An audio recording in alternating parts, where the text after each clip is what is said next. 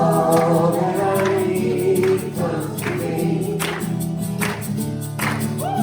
All that I need comes to me.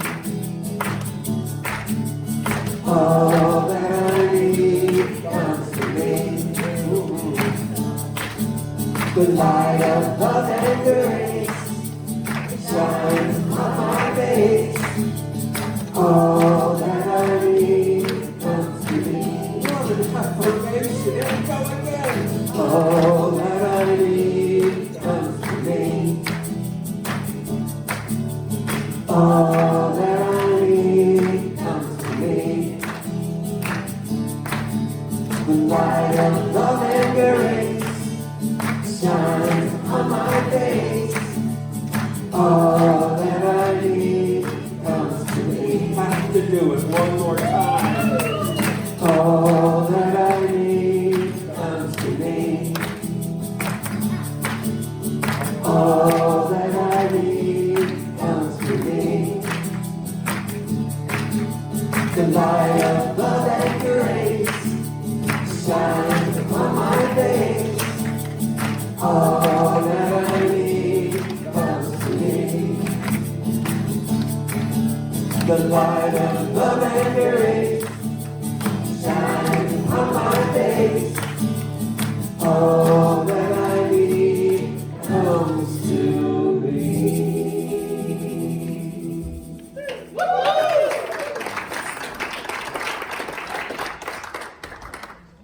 Good morning, CSL. I know, it's so nice to see all your happy faces. So we want to just, say thank you to our morning musician, Carolyn.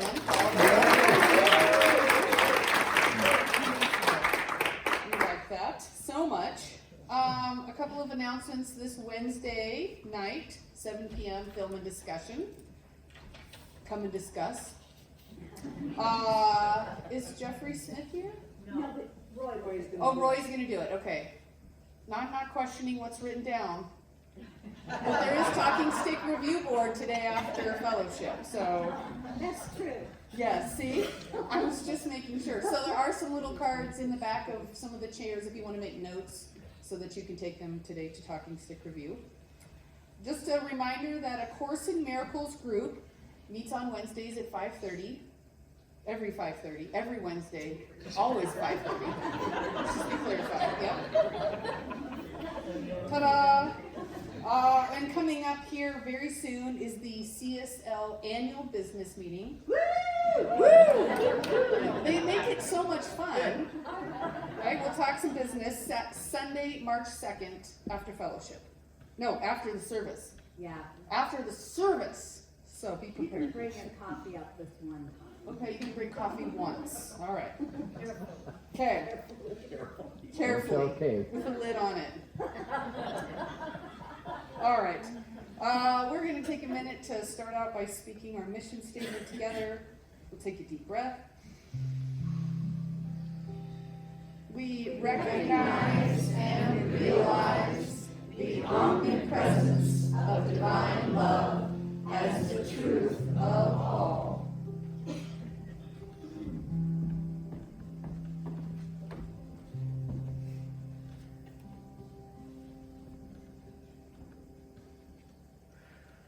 Surely the presence of God is in this place. I can feel the mighty power and the grace. I can hear the rush of angel wings. I see glory on each face. Surely the presence of God is in this place.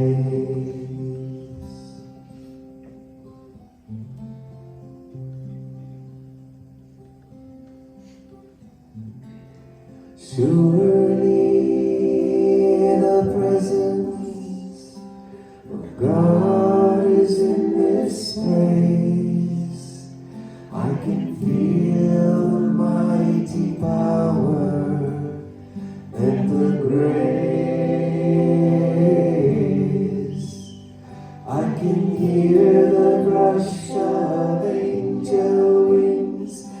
I see glory on each face. Surely the presence of God is in this place.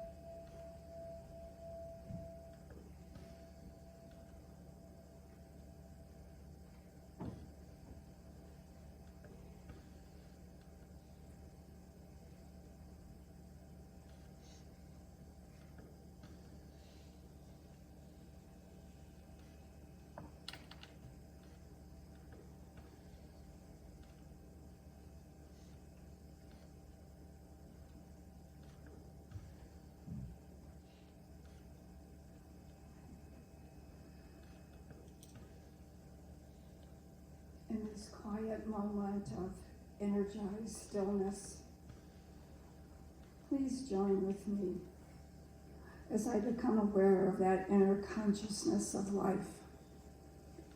The one life, the one love, the one power, the one presence. This life is the allness and the goodness of all creation, expressing in abundance, in a diversity, in love and wisdom, intelligence, harmony, and peace. And we are each an individualized form of this presence. And the fullness of spirit is our life. For that spirit lives in and through and as my life, and the life of each and every one here.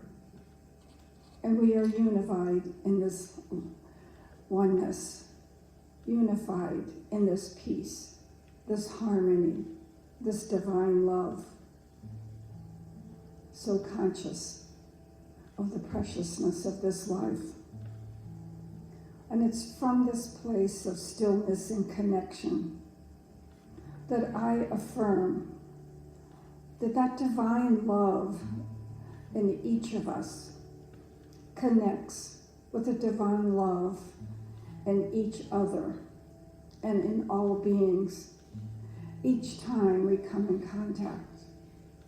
For we know that this is the truth of ourselves. This is the truth of each other. And I affirm that divine love is the inspiration in each of us, governing every thought, every act, in wisdom, compassion, and intelligence. That our light of love shines forth, illuminating our life and those around us. And we are open to its fullness, to its guidance and wisdom.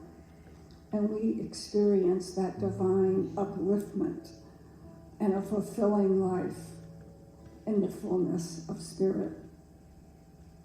Knowing that each prayer request is already active in this divine power, I declare that each request is energized and uplifted in divine goodness, that each is active and answered in the spirit of perfect God, perfect man, perfect being. Divine healing is active right now, and wholeness is being revealed. We are blessed today by this gathering. We are blessed by the volunteers that give so freely of their service, the musicians that uplift our spirits, the message that opens our hearts and minds to a greater awareness of our divinity, and the radiating light of love that emanates from each one here. And grateful for this light of love that is active, visible, and felt right here, right now. I just release this prayer into the law of love, knowing it is already fulfilling itself as we join together and declare, and so it is.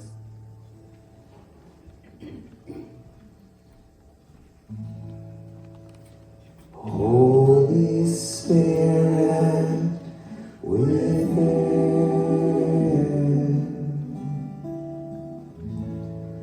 help me to bloom into all that I am.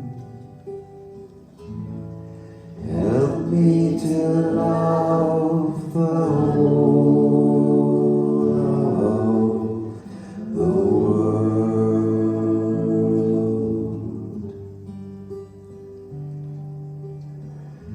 I ask for beauty in myself. I ask for beauty in the world. I ask for beauty in all of humanity.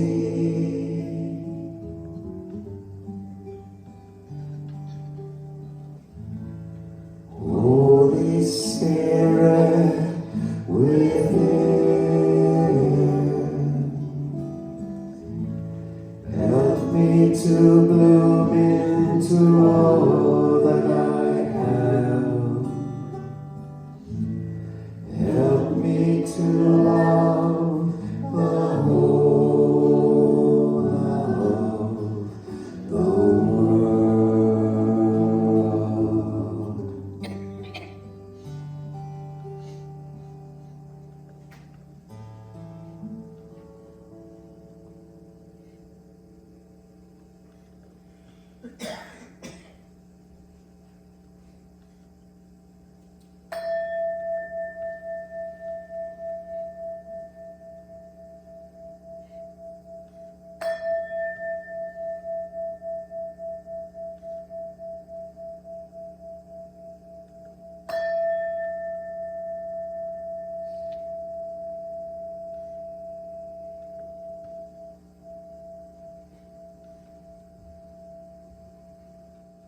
Good morning. Good morning. Well, this is a beautiful day, and if for some reason there are some things blocking your experience of this beauty, please leave your concerns in the prayer chest, and the practitioner will be doing affirmative prayer on your behalf this week. And the practitioner does ask that you please do this before coffee, as she needs to rush out of here. And it's not a football game. It's the symphony. Okay. A quote from this morning from Jacob Bowen. Love, being the highest principle, is the virtue of all virtues, from whence they flow forth. Love, being the greatest of majesty, is the power of all powers, from whence they severally operate. And from Tagore, in love we find a joy which is ultimate, because it is the ultimate truth.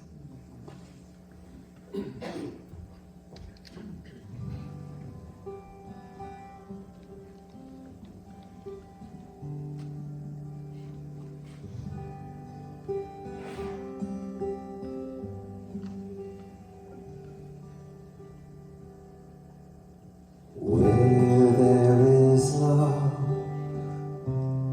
there is God. The love of God has gathered us together. Hallelujah.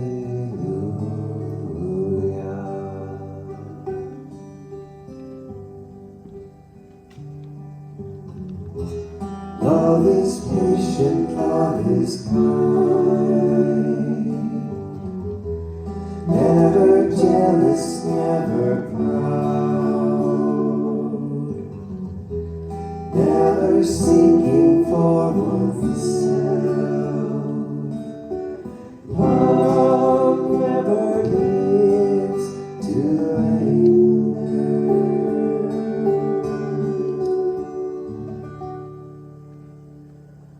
Where there is love, there is God.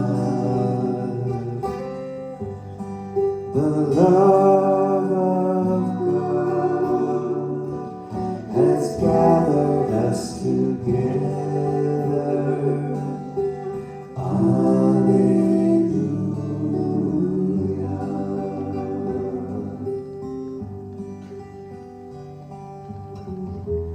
Love is gracious and forgiving,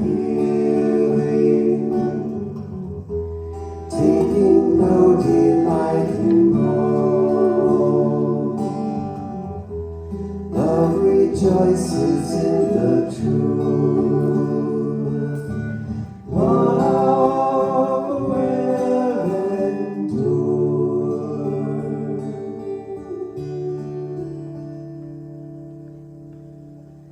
Where there is love, there is God.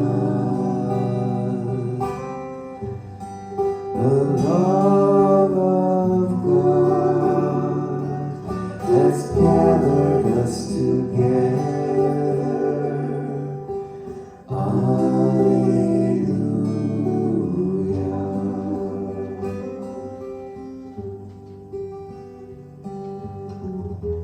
Many things will pass away. There are but three things that last: faith, hope, and love. The greatest of these is love.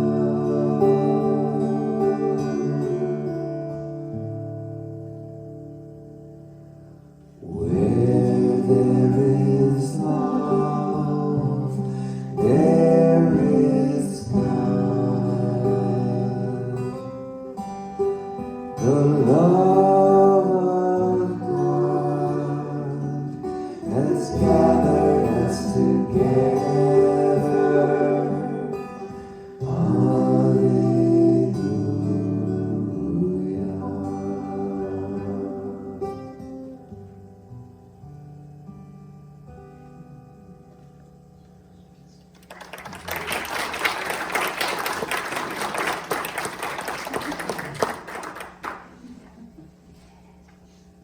Good morning. Good morning. Guess what the theme for February is?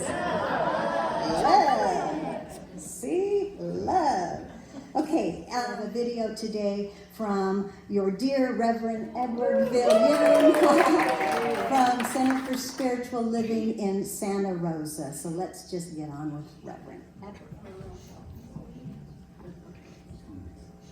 The focus is all about gentleness and the power that is contained in being gentle. And today, it's particularly focused on how gentleness plays out in our relationship to each other. And I've been exploring some ideas for incorporating more gentleness in my life and in particular in my relationships. And these are the four ideas I'm looking at right now. The first one is to connect with the ultimate source of power before anything else.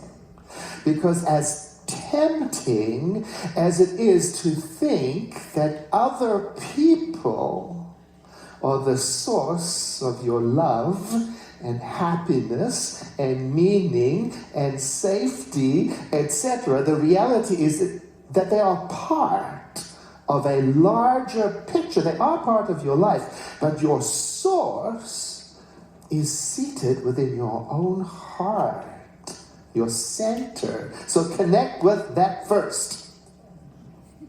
And then the second idea is to then listen attentively to those that are around you and in your life, because they are part of the bigger picture of your life, and that spirit of power is in them too. And then the third step is, well, this third step goes hand in hand with the first two. The third step grows out of it, and it's this: to develop a really strong sense of self. Know who you are, what you value, what you stand for, because in this life, on this journey of relating to people, you are going to encounter personalities and ideas and values and decisions that you do not like or agree with. So it's really important to know who you are, and what you value, what you will do, what you won't do, what you stand for.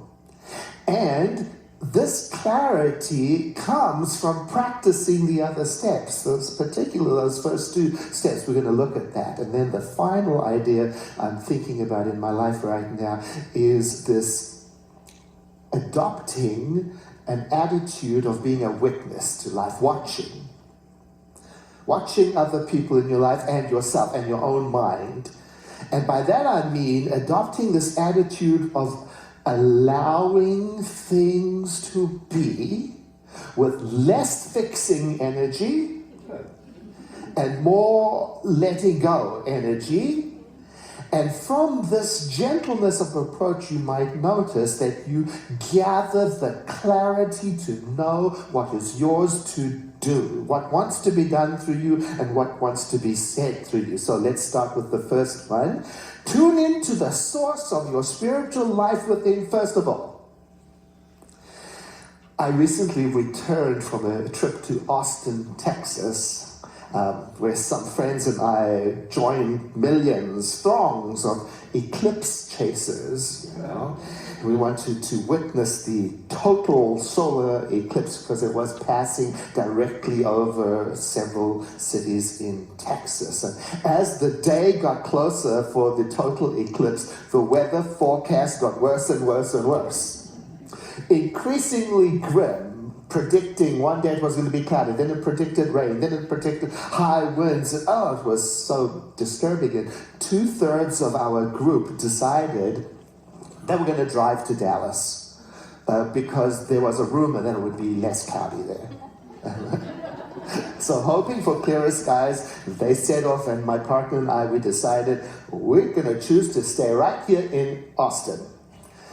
So we went to a performing arts center. It's called the Long Center, very much like our Luther Burbank Center, and we joined the many hundreds of hopeful people on the cloudy lawn, all donning eclipse glasses and looking up at the cloudy sky. Oh, and by the way, a side note, I don't know, do you listen to the podcast Radio Lab? Oh, it's so good. And the hosts and producers of Radiolab were there at the center, and they were doing an eclipse party, you know, keeping up the spirits in the cloudy sky with music and presentations. But you could feel the nervous anticipation in the air. Will we see it? Or will we just stare at the clouds and imagine what we know is happening there? And then, precisely at 12:17 p.m. that's the moment called first contact, when you see the first sliver of the moon covering the sun.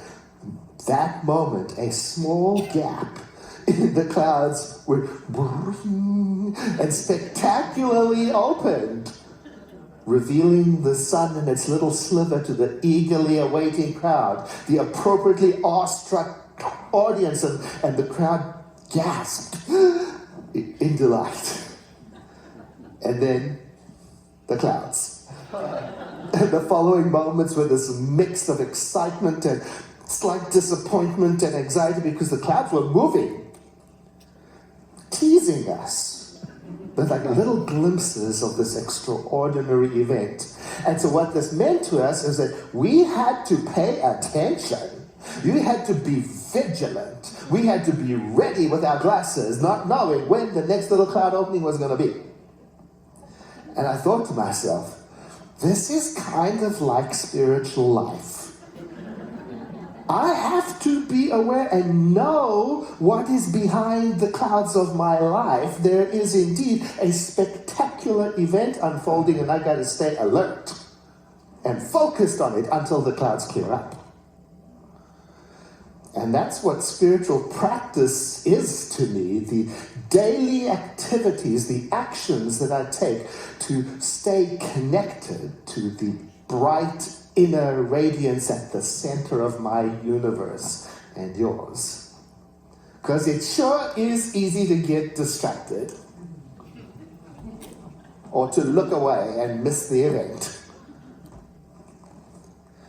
or to believe that the clouds are permanent or all that there is. So staying available and engaged is an act of determination and choice. So what practices can a person practice that can help? Well, it's going to be different for different people, right? My practices, some of them include deep breathing is a very wonderful way to get centered. And lately I've been working with this practice of breathing in deeply, and then followed by humming the sound of Om. 21 times.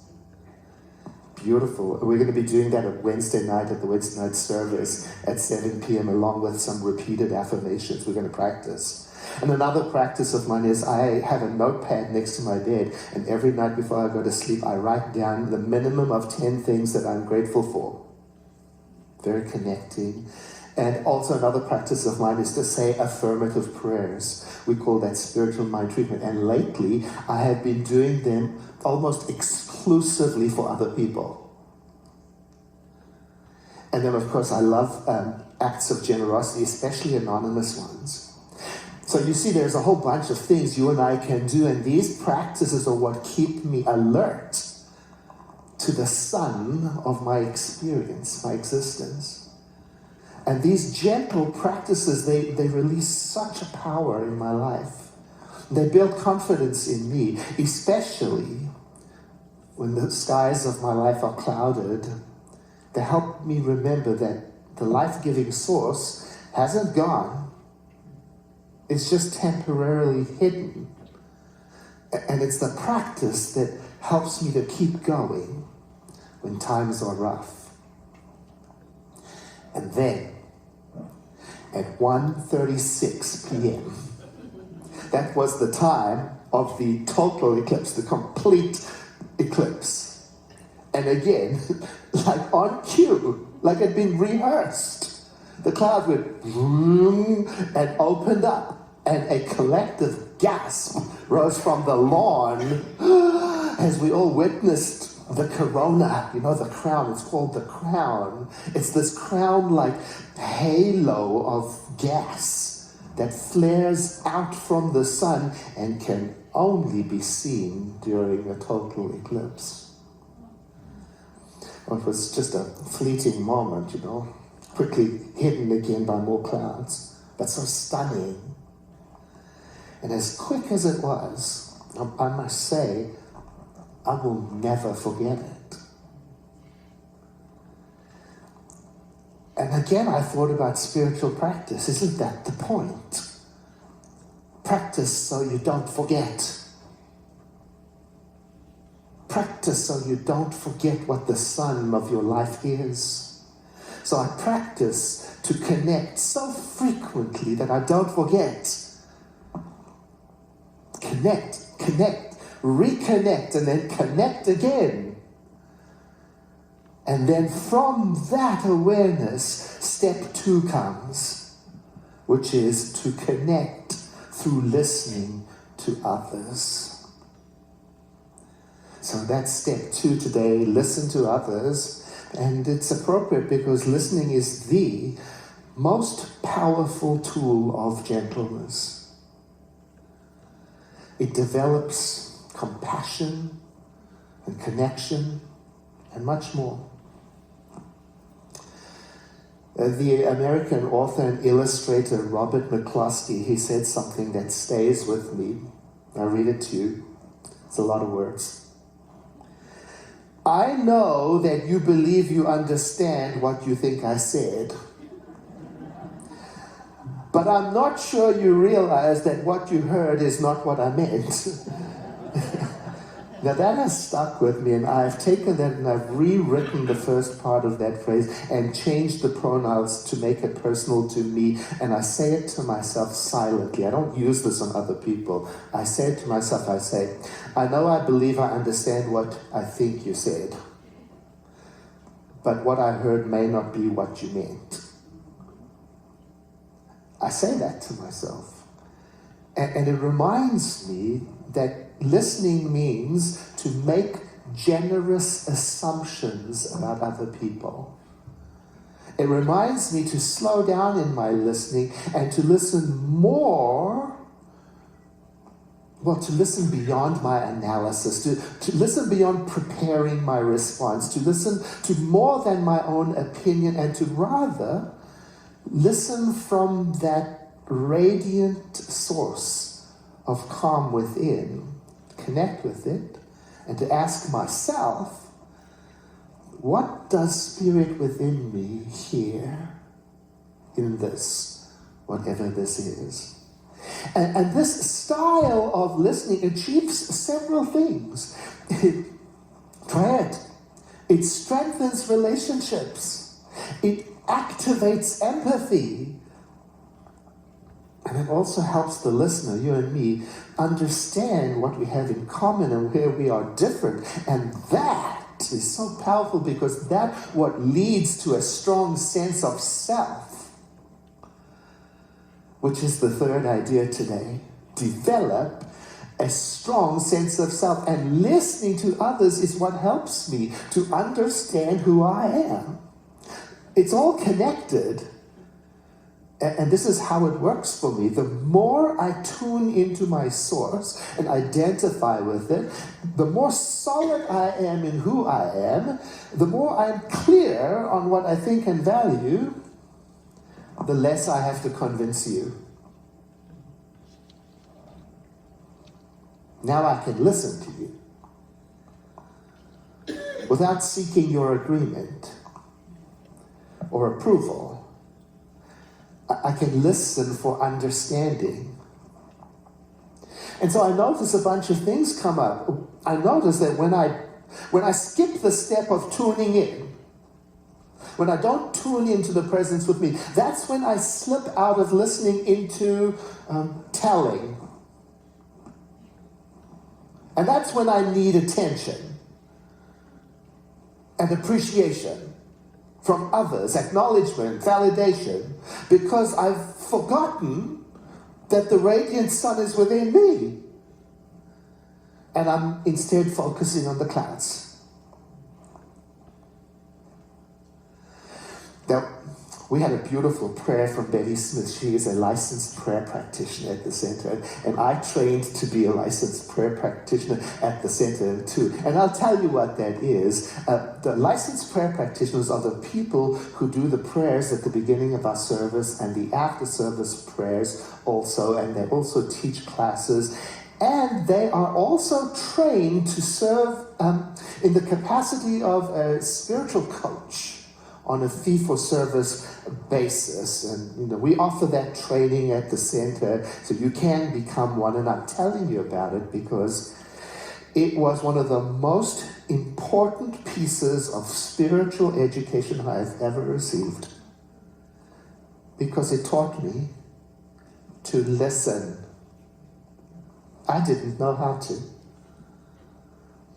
And then once I graduated and I started doing the work of a practitioner, seeing clients, I discovered very quickly that the less I said, the wiser I was thought to be. I can say with honesty that I discovered that very few people that came to see me actually needed my advice or my correction or my inspiration or my guidance or whatever it is. What most people seemed to need was to be listened to until they reconnected and remembered their own inner light source behind the clouds of their existence. Paul Tillich, he once described listening as the first duty of love. He didn't say agreeing or correcting or advising or solving, but instead to be present and open. And to be fair, that's easier to do when you know who you are, when you've taken the time to connect with the spirit within. So I really did learn how important that first step is. Tune into the source before you do anything. Before you start to listen, before you open your mouth to speak,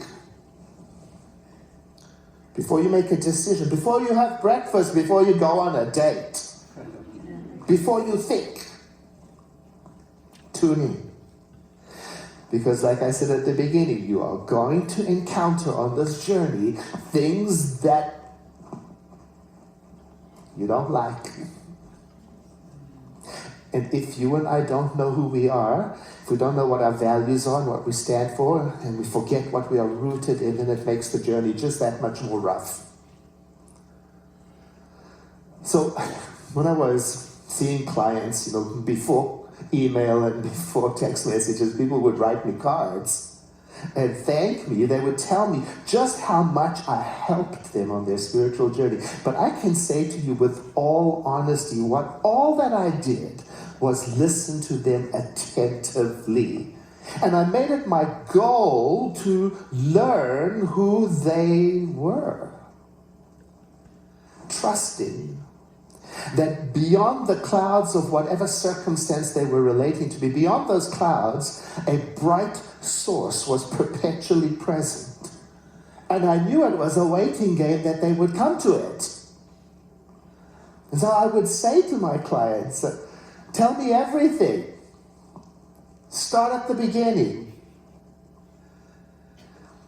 In other words, I had to choose to be interested.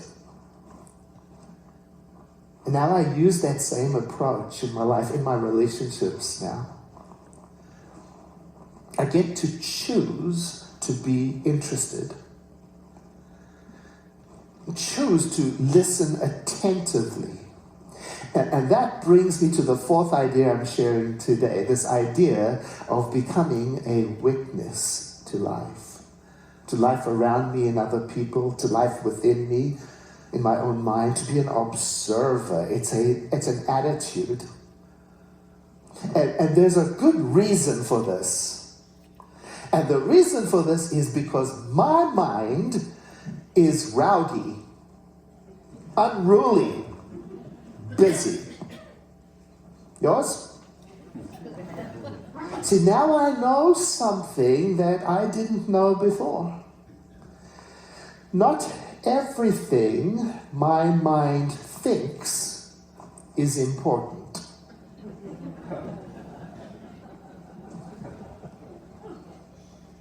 I didn't know that. Not everything that gets my attention should be followed. Not every opinion my mind makes needs to be respected or expressed or heard. Not every impulse my mind has needs to be satisfied or communicated or obsessed about. I didn't know that. Most of it just needs to be witnessed. noticed, acknowledged, and watched as it dissipates like a cloud. Oh, so much anxiety and tension evaporated when I realized that. You see, my mind, and I'm guessing other people's minds are like this, I'm hoping, my mind dashes around from one idea to the other. I mean, sometimes it's lingering on stuff from the past in an obsessive way. Other times it's furiously creating a future that's quite terrifying, and so on.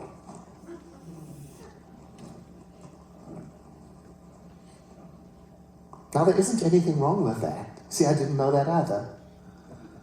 That's just what a mind does. It does that.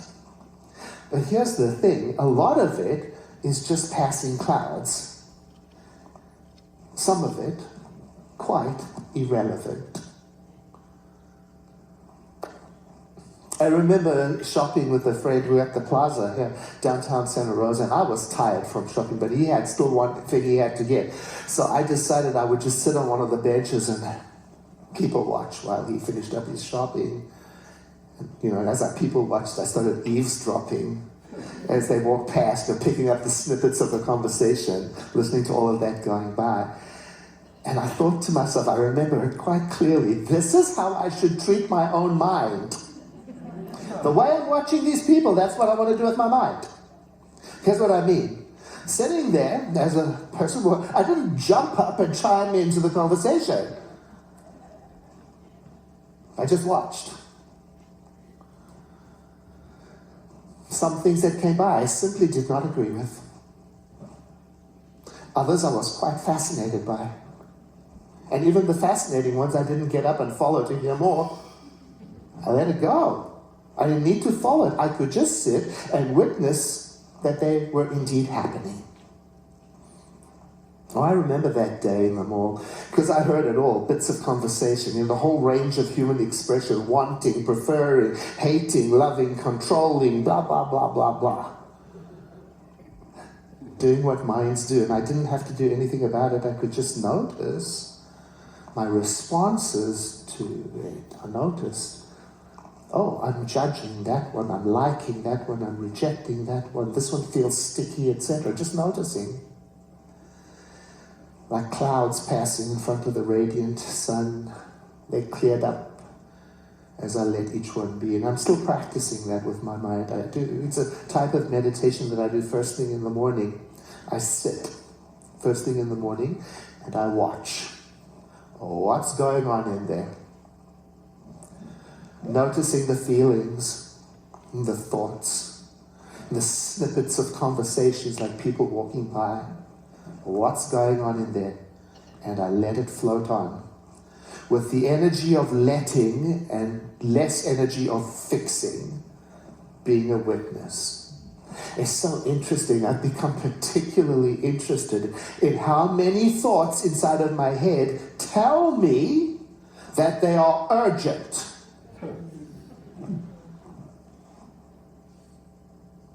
Now I've learned to acknowledge them. Hear them out. Let them be what they are. If they think they're urgent, so it is. But all the while, there's this tremendous gentleness that is percolating, and there is a peace underneath it. It's been very helpful, this practice, even with relationships. It's helped me to calm down the urge to control. To give advice when none has been asked for. To listen instead. And so I've learned how to, getting better at it, drop the urge to solve everybody's life problems. And instead to trust that being there and listening is one of the most powerful things I can do.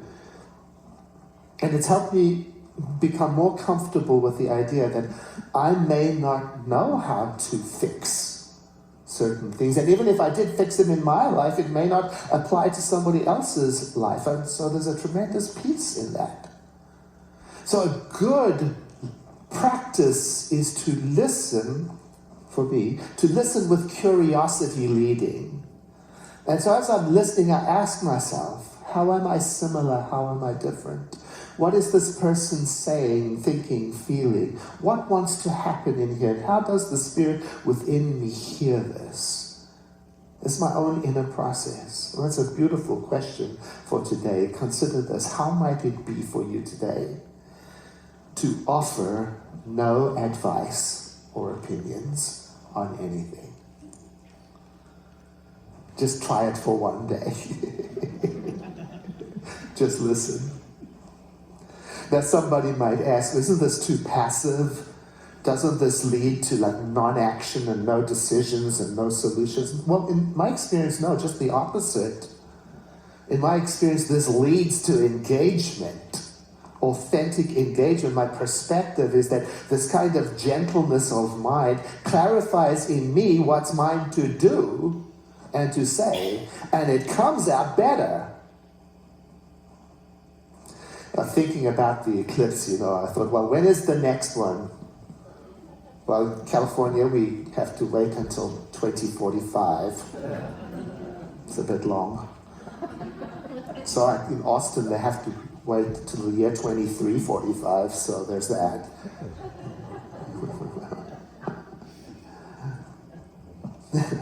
But you and I, we don't have to wait at all to tune into the radiance at the center of our being. So whether your life's skies are cloudy or clear, let's practice today so that we can keep on creating within ourselves a vivid, clear, strong awareness of that which is persistently present at the center of our being.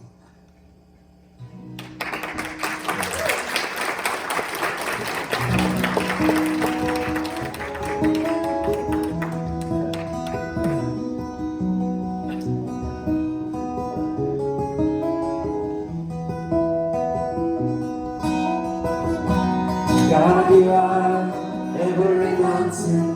God, you are every ocean. God, you are every canyon, every inch of earth and sky. God, you are every morning. God, you are every midnight.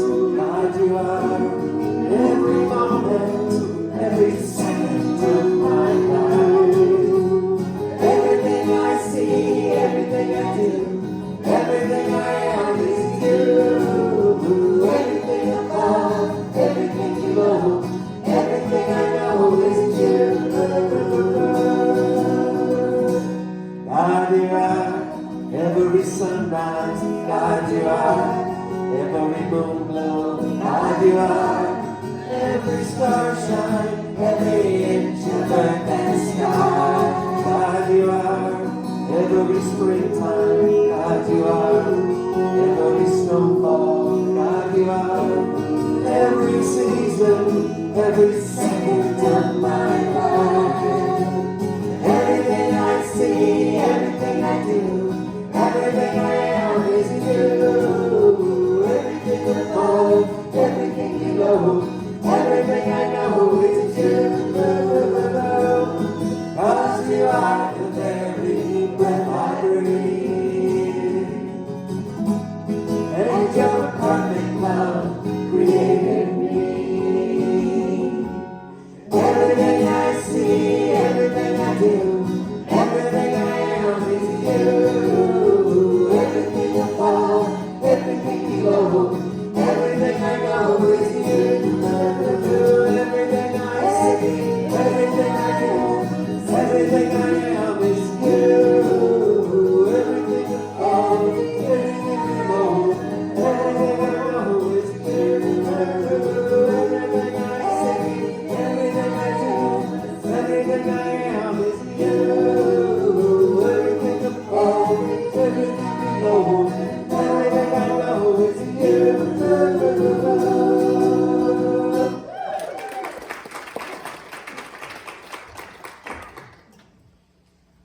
Okay, as the ushers come forth, this is our time to consciously participate in the law of circulation.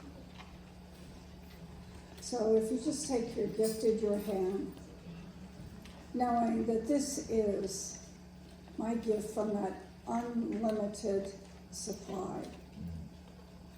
I just become a part and witness the circulation as it goes forth, knowing that it is a part of that ever unending circle of supply and circulation. So our affirmation is, I am the wealth of the universe in expression.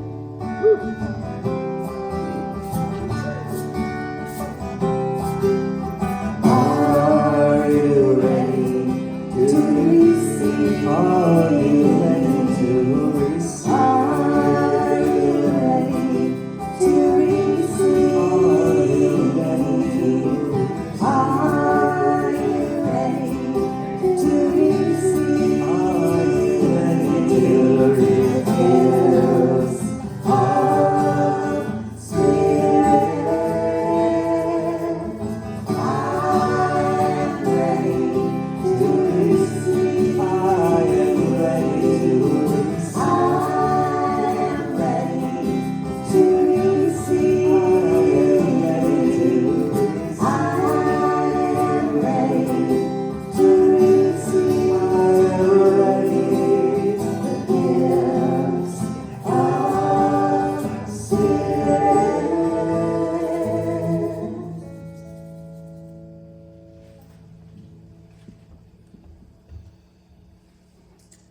and these gifts are graciously received as they go forth, enhancing our community and our world. And so it is.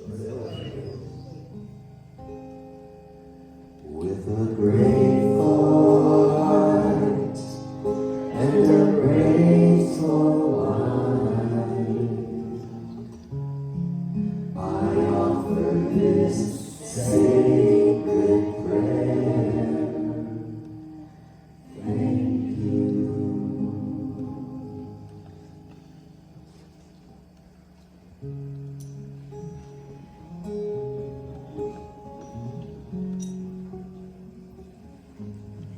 All right. I loved something he said so much I made you a handout. It's bright pink and it says, I know that you believe you understand what you think I said, but I'm not sure you realize that what you heard is not what I meant. Don't we need this? I need this. And I loved how he put that in first person here for himself. I know, I believe, I understand what I think you said, but what I heard may not be what you meant. I'm going to hang this up. So there they are over there. Okay, one other thing here.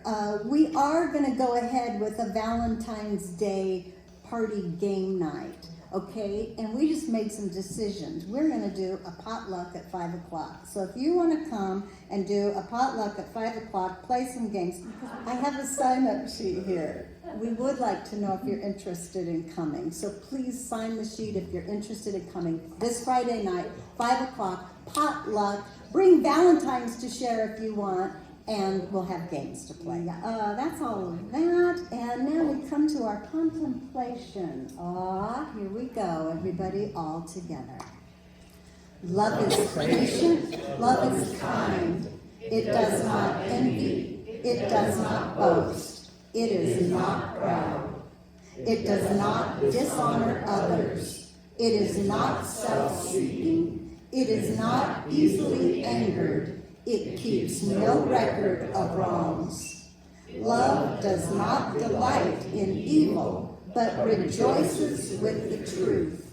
It always protects, always trusts, always hopes, always perseveres, and so it is.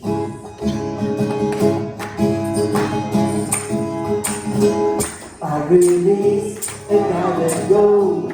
Let the Spirit run my life, and my heart is open wide.